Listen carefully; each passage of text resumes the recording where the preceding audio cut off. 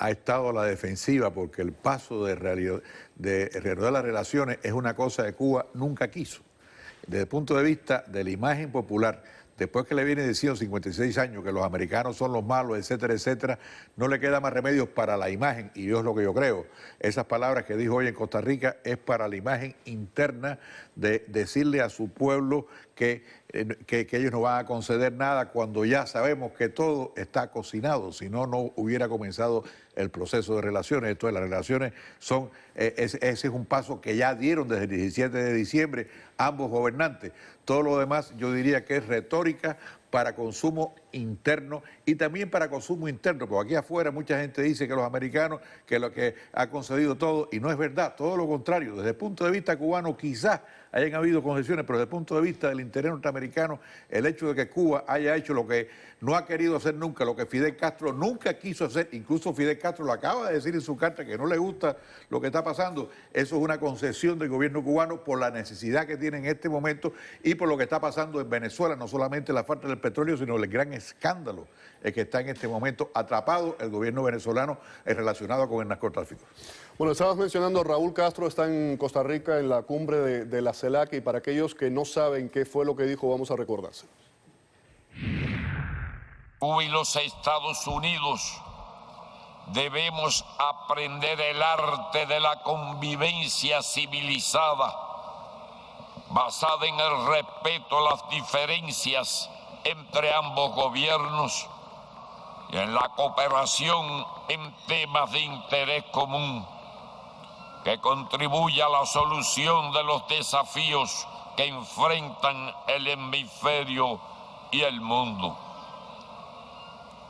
Pero no se debe pretender que para ello Cuba tenga que renunciar a sus ideales de independencia y justicia social, ni claudicar en uno solo de nuestros principios, ni ceder un milímetro en la defensa de la soberanía nacional.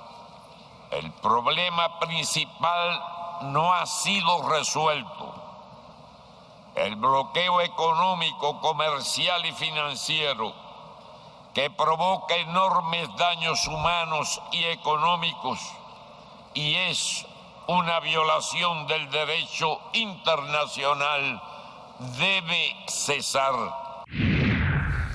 Ahí estaban las declaraciones, levantamiento del embargo que él llama bloqueo, y que no, básicamente, que no hay cambios políticos internos. Él ha estado diciendo además que se necesitan cambios, se lo ha dicho al pueblo, para poder financiar el futuro de su modelo socialista. Eliezer, quiero saber, tú decía Marcelino que eso está cocinado. ¿Crees que está cocinado o hay un poco de ingenuidad por parte del gobierno estadounidense a la hora de negociar con Raúl Castro? Bueno, yo no estoy seguro de que esté cocinado, pero de lo que sí estoy seguro es de que el gobierno norteamericano no tiene un pelo de tonto. Y estoy bastante seguro de que esto está pensado a un mediano y un largo plazo. Y la mayoría de las reacciones que a veces uno lee o observa están basadas en una reacción emocional a un impacto que trajo, por supuesto, para todo el mundo este reinicio de relaciones, pero yo coincido en que a mediano y largo plazo va a ser beneficioso incluso para la sociedad civil y para el desarrollo del propio pueblo cubano. ¿Qué lectura le das, Marcelino, a la carta de Fidel? Antes decías, tú das por sentado que la escribió él. ¿Crees realmente que está en capacidad de poder hacerlo? Sí, no, yo creo que sí, no cabe la menor duda. Y es más, hay una cultura fidelista, aunque Fidel esté muerto, la gente piensa como Fidel, que es lo que tenemos que aceptar aquí. Toda esa gente están educados y piensan como él. La lectura que yo le doy es que él está... Bueno, ¿no fue un poco, esa carta nos sale un poco para darle un espaldarazo a los históricos, como para decirle, sí, no confío en los americanos, pero respaldo lo que hizo mi hermano? Exactamente. Está justificando, por un lado, lo que acabo de oír de Raúl es una justificación, en definitiva. Fidel también está diciendo, yo sigo creyendo de que los americanos no se puede creer, pero no queda más remedio que hacerlo. Le está dando un apoyo definitivo a su hermano, eso no cabe la menor duda, y está poniendo históricamente qué es lo que él cree con los norteamericanos, que él siempre ha sido un enemigo acérrimo, y él decía, cuando tú le ves un hoyo a la pared, esa pared, el agua que viene atrás, rompe la pared. Por eso nunca quiso. La estrategia de Fidel, y me sorprende mucho que hayan dado el paso, Y la explicación que le encuentro, la única explicación que tiene es que tienen una gran necesidad, por un lado, desde el punto de vista económico, y por otro lado, repito, el escándalo que hay en este momento, en el cual Venezuela está metida hasta aquí, con el tema del narcotráfico, eso es una cosa que hace que Cuba se aísle del tema venezolano y no le queda más remedio que acercarse. Señalado Diosdado Cabello directamente. Señalado Diosdado Cabello y junto con él muchos generales, y sabíamos que hay una conexión muy grande del narcotráfico. Es un hijo de Chávez incluso, está involucrado en ir y viajar a Cuba en la cosa del narcotráfico. Yo creo que ese es un tema, y eso venía andando. Cuba lo tenía que haber sabido de hace rato que eso venía andando. Por lo tanto, en este momento Cuba está salvándose, está a la defensiva, lógicamente. Lo que acabamos de oír de Raúl Castro es una justificación. Primero dice hay que hacerlo internacionalmente y después dice, pero cuidado que no vamos a cambiar. Claro que no, ellos seguirán siendo soberanos, el gobierno hace lo que quiera porque los cambios los hace, miren, la gente como él y como nosotros aquí afuera, la oposición dentro y fuera de Cuba, somos los que tenemos que hacer los cambios. Y en eso José Daniel Ferrer dijo en La Habana hace 2 días lo más importante que se ha dicho aquí, y hay que recogerlo y repetirlo. José Daniel Ferrer dijo, no importa las relaciones entre Estados Unidos y Cuba, lo más importante, lo primero, somos nosotros, que tenemos que estar coordinados. Sí, el diálogo no es entre Washington y La Habana, sino tiene que ser el diálogo entre los cubanos. Entre los cubanos. Lo dijo claramente, lo recogimos aquí, lo estamos repitiendo aquí, porque esa es la clave. Y por eso es que ellos están aquí en este momento en Miami, buscando esa manera de ver cómo funcionamos en las cosas en que estamos de acuerdo, que son muchas más de las que estamos en desacuerdo. Quería saber tu punto de vista sobre lo de Fidel. ¿Qué importante es? Muchos dicen que es un cadáver político, mediáticamente sigue siendo importante, tanto dentro como fuera de Cuba. ¿Por qué sacan esa carta ahora? Mira, obviamente tenía que salir algo en función de la expectativa que durante tantos meses ha estado moviéndose por los rumores y todo eso de lo que ha pasado con Fidel. Pero yo creo que hay que cada vez darle menos importancia a eso, porque es importante porque se le da importancia en los medios, en la sociedad civil, en el exilio cubano. Mira, yo creo que lo que diga o deje de decir hoy Fidel ya no es tan importante. ¿Se habla hoy día más de Fidel en el exilio que dentro de Cuba? Absolutamente, absolutamente. Y yo, escuchando por la línea que hablaba acá el profe, yo creo lo siguiente. Mira, yo estoy en política solamente por 2 cosas. Primero, porque creo que es la vía de lograr que los cubanos vivan libres, pero también que vivan mejor.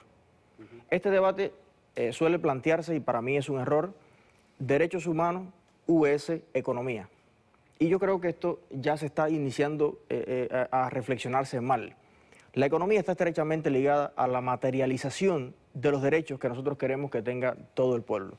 Y en esto mi opinión es que posiblemente en Haití haya una democracia política, pero yo dudo que un pobre haitiano, o un pobre guatemalteco, un pobre salvadoreño, los temas de conversación que tenga sean las convenciones de las Naciones Unidas y los derechos humanos. Yo creo que la gente con hambre no piensa en eso.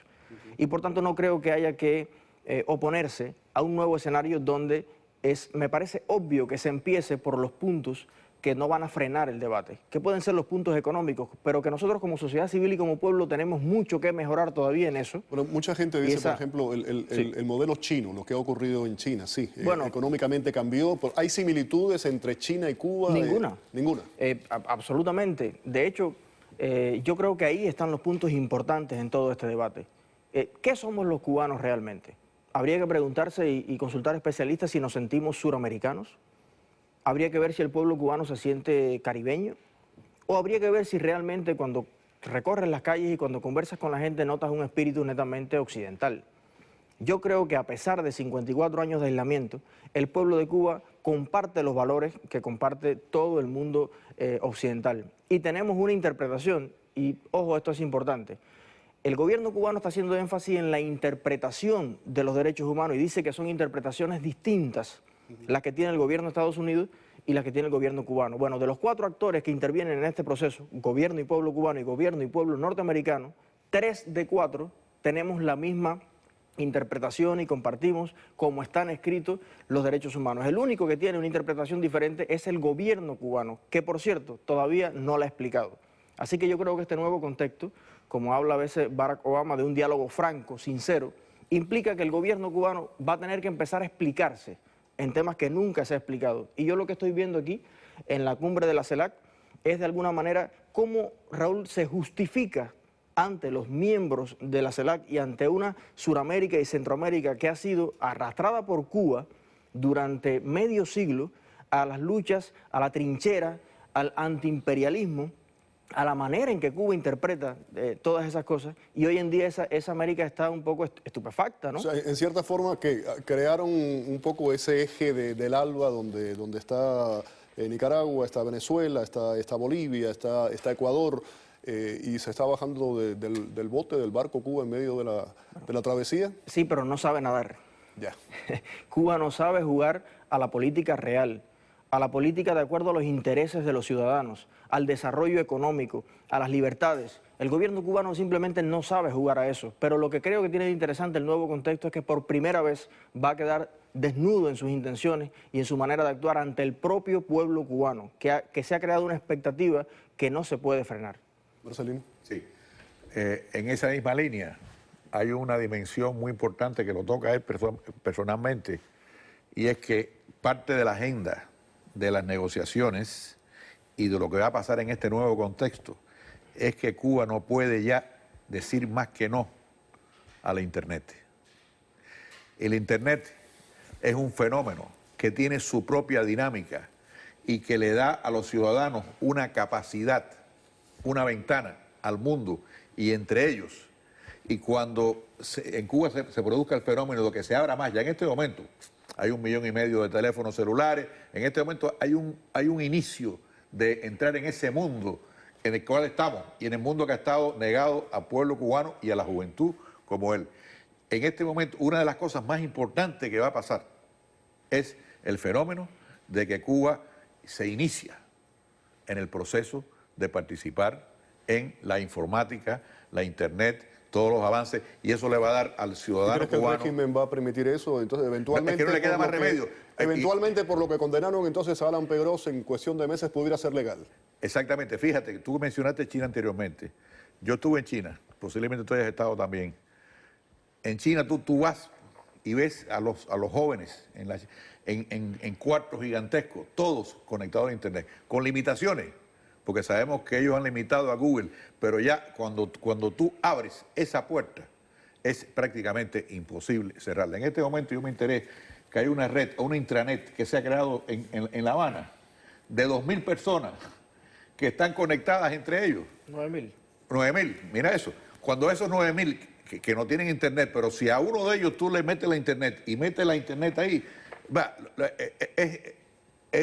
lo que puede pasar está más allá de nuestra imaginación. Hay que pensar que tanto en Egipto como en Libia, gracias a la Internet se produjeron los cambios sociales que se produjeron. Lo mismo ha pasado en Venezuela, que la juventud venezolana está en este momento, y creo que en Venezuela la clave de la solución está en la juventud, y en la juventud que maneja muy bien todos los medios de comunicación. Yo creo que esa es una dimensión muy buena en este nuevo contexto en que estamos, en que entramos, que hay que aterrizar. Como decía él, no hay que hablar tanto ya más de derechos humanos, etcétera, hay que hablar de las cosas concretas que afectan al ciudadano de a pie. Y eso es lo que allá dentro de Cuba la oposición está haciendo ya, y nosotros aquí afuera ayudarlos en la forma que podamos a que ellos puedan hacer lo que tienen que hacer. Y Cuba, cuidado, que Cuba, la nación cubana, ya no es solamente los 11 millones que están en Cuba, somos los 2 millones que estamos aquí afuera. Hay una Cuba Marcelino, diferente. por lo que me estás hablando, entonces estamos hablando de una transición totalmente diferente a la que ocurrió en España, por ejemplo.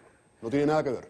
Yo creo que va a ser bien diferente. Porque la de España sí se habló de derechos humanos, sí hubo cambios drásticos. Nosotros seguiremos con la cosa de derechos humanos, pero tenemos que aterrizar y de ir de los derechos humanos a las cosas concretas que hacen que el ciudadano pueda disfrutar de lo que tiene el derecho a disfrutar, entre otras cosas, de tener los medios necesarios para subsistir, y sobre todo en este mundo de comunicaciones, tener acceso a las comunicaciones y tener una ventana al mundo entero. Que Cuba sea parte de ese mundo informático en el cual todos nosotros somos parte ya.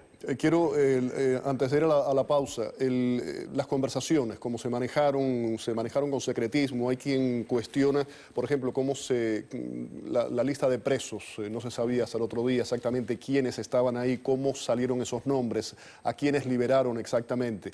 Ese secretismo, esa falta de transparencia en las conversaciones que dicen que llevaba más de un año entre Washington y La Habana, ¿son positivas? ¿Empieza bien este proceso de esa forma? Bueno, es que yo a veces me quedo asombrado del asombro de otros, ¿no? Yo no conozco negociaciones públicas, por lo menos inicialmente. ¿Con quién contaron? Yo creo que vamos a ver lo que está pasando aquí. Están negociando un inicio de relaciones diplomáticas los gobiernos de Cuba y de Estados Unidos. Aquí no se está planteando todavía, creo yo, el diálogo más importante que hay que hacer, que es el diálogo entre el pueblo cubano con el gobierno, pero también el diálogo importante en Cuba es un diálogo que abarca incluso a la familia. Es un diálogo que abarca a los vecinos, es un diálogo que abarca generaciones, hijos con padres, la nación padres con tíos. cubana, la nación cubana. El diálogo es extensísimo y lo que hay que hacer es aprovechar este punto de partida para empezar el verdadero diálogo. No pedirle que en 2 negociaciones donde se está hablando qué cantidad de diplomáticos vamos a tener, cuántos carros van a hacer, qué local va a ser, bueno, pues sí, vamos a estar presentes la sociedad civil. Ese no fue el diálogo que se llevó a cabo. Yo creo que como un primer paso y como un gesto, yo diría, de agradecer, la delegación norteamericana tuvo, digamos, a bien escuchar, debatir con una representación de la sociedad civil cubana, y yo creo que para este primer momento pues es un gesto interesante que ojalá repitieran todas las delegaciones oficiales que visitan Cuba, supieran que hay personas también que tienen una propuesta diferente. Así que basta de quejas ya, o sea, vamos a accionar en este nuevo escenario y no seguir como un arado ahí plantado, porque lo peor que pudiera pasar es que el gobierno cubano ahora logre ubicar, después de 54 años de difamación y de mentiras, ahora también logra ubicar a la sociedad civil como los obstaculizadores de las nuevas oportunidades que pueden surgir de estos cambios y a las cuales tiene mucha expectativa y mucha esperanza el pueblo cubano. Tengo mucho que decir, no. Yo creo que 100%, ninguna negociación en la historia de la humanidad diplomática puede ser pública. En el momento que no es privada entre los actores principales, no funciona. Y eso es, la gente se ha quejado por otras razones, son la gente que se queja mucho porque está en contra de Obama, sabe Dios, por razones políticas. Pero la negociación como tal, número 1. Número 2, no nos olvidemos que antes de que esto se produjera en diciembre 17, el New York Times lanzó 8 editoriales. Ya se sabía que por ahí venía la cosa. Esos editoriales son escuchados básicamente por la élite dominante en este país. También un grupo, se hicieron una carta muy importante en el mes de mayo del año pasado, una carta de un grupo de 47 cubano-americanos y también norteamericanos en altas posiciones aquí, diciéndole al presidente lo que nosotros creíamos que debía hacer. Y yo creo que en las negociaciones, las declaraciones del 17 de diciembre, todas las cosas, si tú coges la carta esa y ves lo que se hizo, o sea, escucharon, que es lo importante. Y yo creo que también escucharon mucha gente dentro de Cuba. Y lo que dice Eliezer, la delegación norteamericana hizo una cosa que rara vez se ve en otros gobiernos, que es sentarse, y Raúl Castro lo criticó hoy, se sentó con la disidencia dentro de Cuba para escuchar lo que la gente tenía que decirle. Y eso ya es una concesión tremenda dentro de Cuba, en el ambiente que hay, sabiendo que el gobierno cubano nunca quiere que nadie se reúne con la disidencia, porque ellos dicen que ellos no existen, que nosotros no existimos. O sea, en ese sentido, yo creo que las negociaciones fueron un fenómeno. ¿Por qué? Porque resultaron. Lo que dijo Obama el 17 de diciembre es que ya se rompió la cosa. Eso fue un éxito. Y eso lo hay que mirar. Y no quejarse. Quejarse es energía negativa. Hay que poner las energías en lo positivo, en lo que qué es lo que vamos a hacer y qué es lo que vamos a hacer coordinadamente y cómo nosotros aquí afuera podemos ayudarlos a ellos que están adentro. No, hay una diferencia entre quejarse y cuestionar ciertas Exactamente, cosas, ¿no? son dos cosas diferentes. Muchísimas gracias, Marcelino, por haber estado aquí en el Ok. programa. Eliezer, te pido que te quedes un segmento más. Quiero hablar un poco contigo sobre el tema de la juventud, la disidencia dentro de Cuba. Un placer. Vamos a la pausa, volvemos.